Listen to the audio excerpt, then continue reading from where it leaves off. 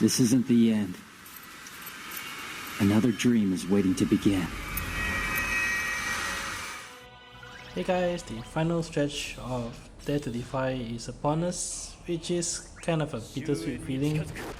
Anyway, as usual, I'm starting off with the final stage, which is stage 7.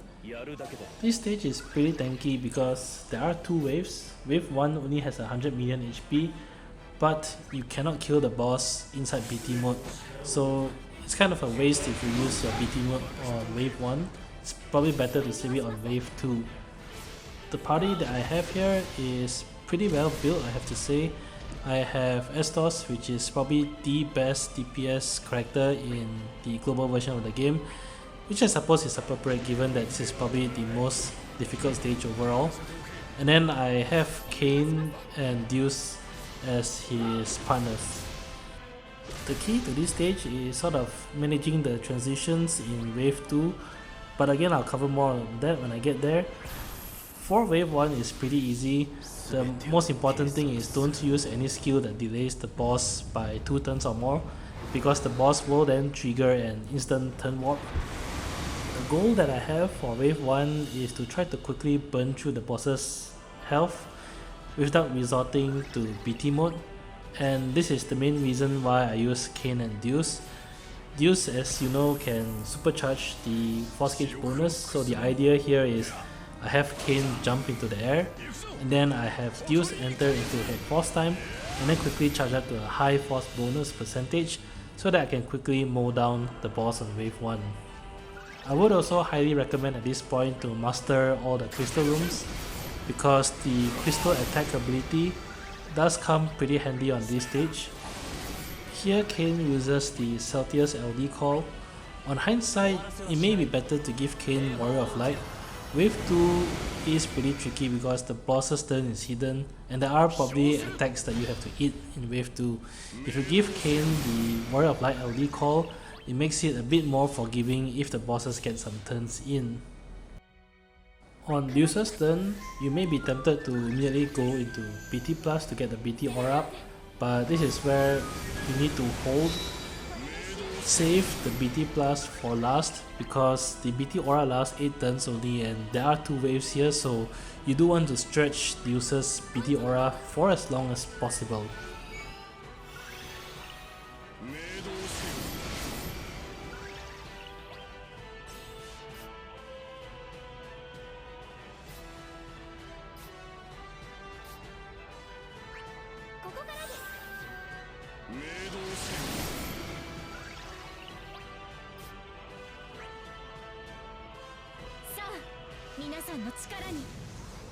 The Lunafreya call is pretty key, and Deuce needs to be in party slot 3, or at the very least on the left of Astos, so that Astos gets buffed by quick prayer.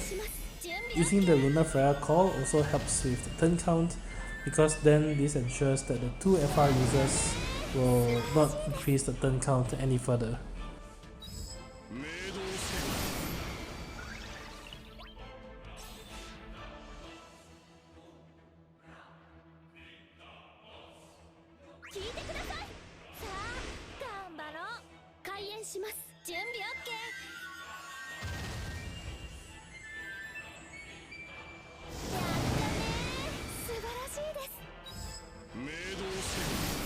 Before ending Deuce's turn here, spam Concerto, but you need to save 5 Concertos, so use 3.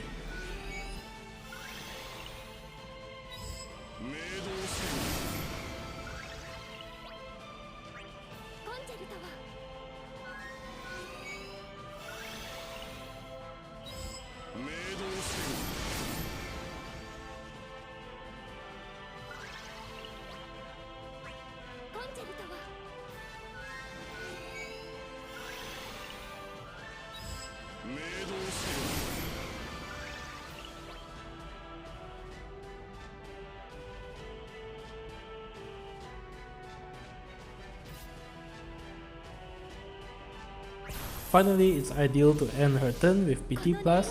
This way she remains 8 turns of BT Aura going into phase 2.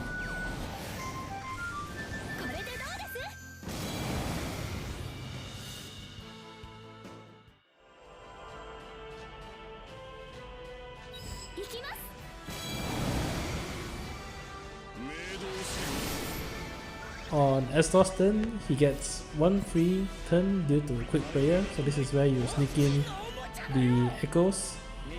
This is the attack that you need to transition to wave 2, but don't worry if the boss survives this attack. This is where the ultimate crystal abilities come in.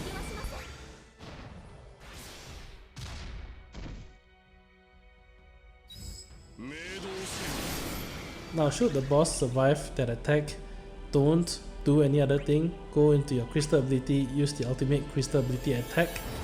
If you need to, use 2 attack abilities. For me, 1 was enough, and this ends wave 1.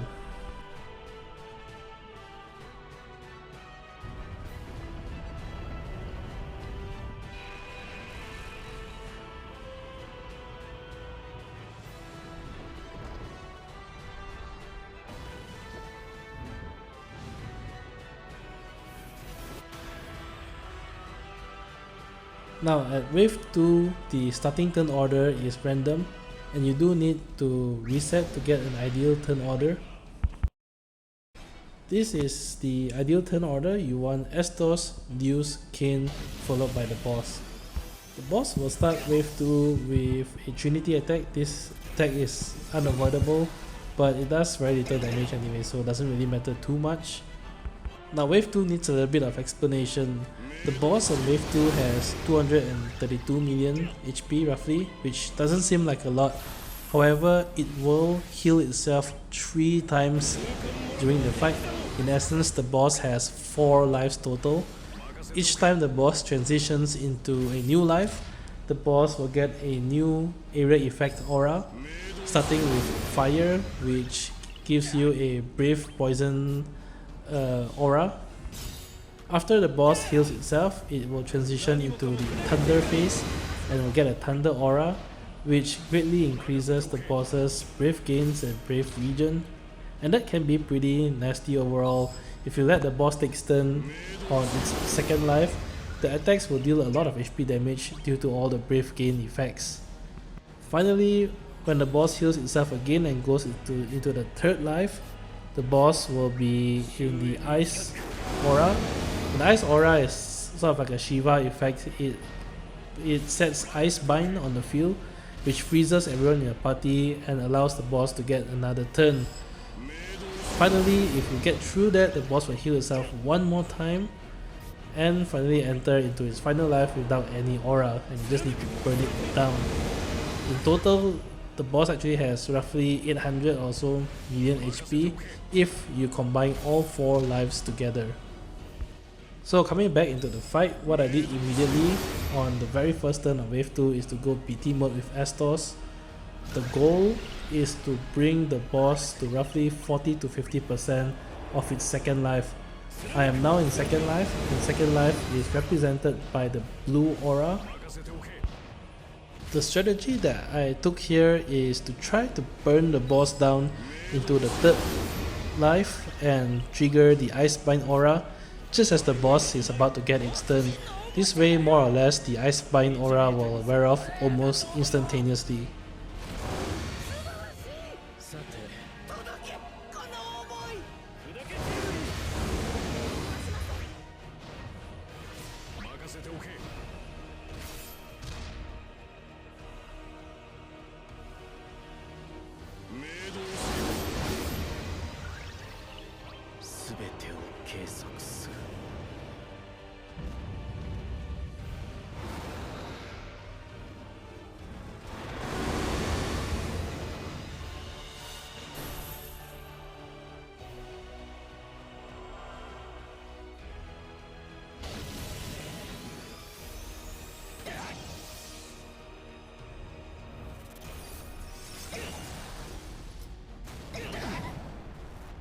Now notice here that Astos got broken, but the turn order bar appears to remain the same.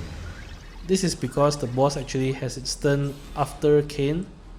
So the goal here really is to burn through the remaining HP by the end of Kain's turn, so that when the boss gets its turn naturally, it will be in its third life and the Icebinding aura will immediately wear off. This is also why I brought Deuce and Kain, so Deuce can use the remaining concertos here to charge the force gauge, Meanwhile, Kain is raining down Lancets at 500% bonus, and Deuce is using her Attacker as well, so this will quickly whittle down the boss's HP to the red zone. You do have to be very careful though and keep an eye on the boss's force gauge. If the boss hits 100% force gauge and you don't have Warrior of Light shields up, the boss will kill you with its force attack. This is why I would recommend using Warrior of Light's LD call if you have it over Selh'teus. Eventually you can cancel the boss out of his force time using Astos' echoes. But anyway, if you don't have Warrior of Light, what you need to do then is to just win the force gauge race. The 5 concertos will bring you to 90% force gauge or so, and then using LD with Deuce here will bring you to 100% on Kain's turn.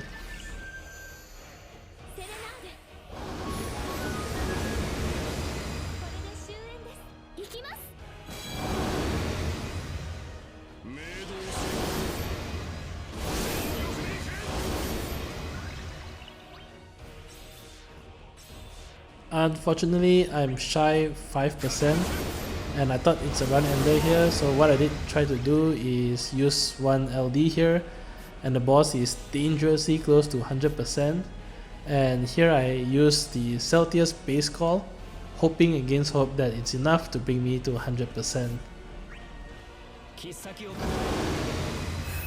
Talk about a close call. So here is where I go into FR with Kain, and this also kills off the boss on its second life and triggers the third life just before it gets its turn.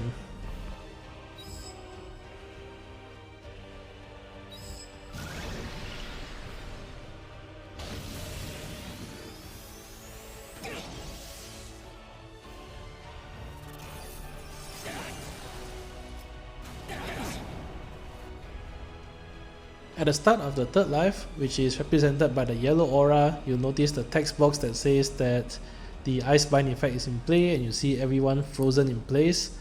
The freeze effect will remain until the boss gets its next turn, and the next turn is right here, so immediately the freeze effect will wear off. I did eat a very massive HP attack though, because the bosses gained some brave when it used its Trinity attack at the start of its third life. This is another reason why the Warrior of Light call is recommended. If you have it and the shields protect you, you won't really be taking any damage from the attack. But if you have all the crystal rooms mastered or maxed out, you should be able to tank one attack without the Warrior of Light call.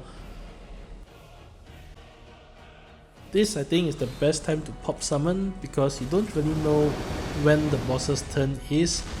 And if the bosses take many turns in a row, it might be a bit problematic without any damage mitigation. So just pop your summon and try to burn the boss quickly inside summon mode. Use one Echoes with Astos, don't use his S1 because you do need to recharge Astos' overhead.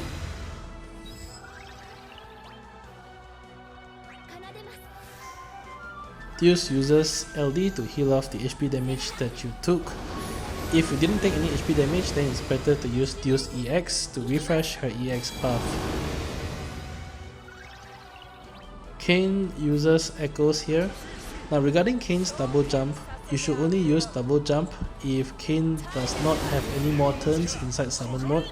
This is why I actually use his Echoes here, so it sort of pushed his turn out of the summon mode, and then using double jump further delays his turn, which is ideal because in this situation you want to give Astos as many turns as possible for maximum damage.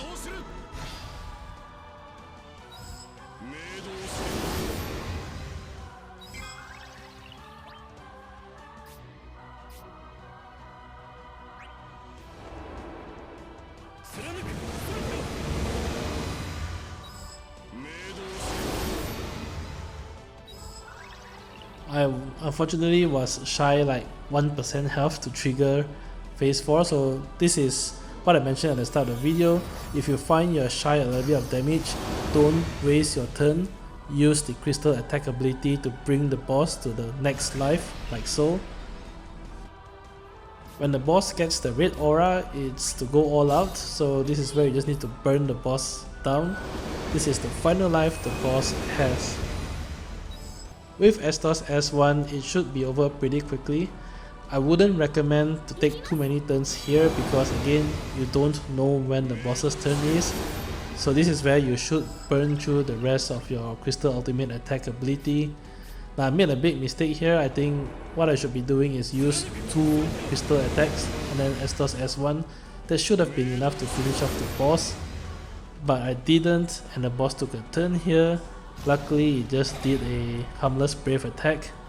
But this is what I was saying, don't take the risk, just burn through your crystal ability and finish off the boss as quickly as possible.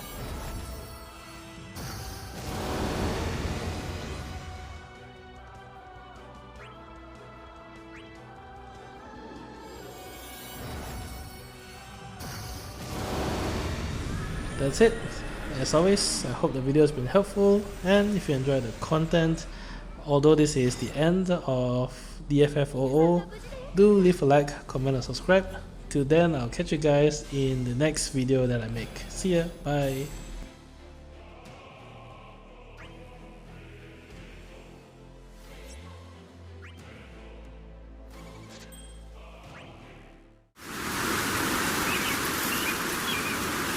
May the light forever shine upon us.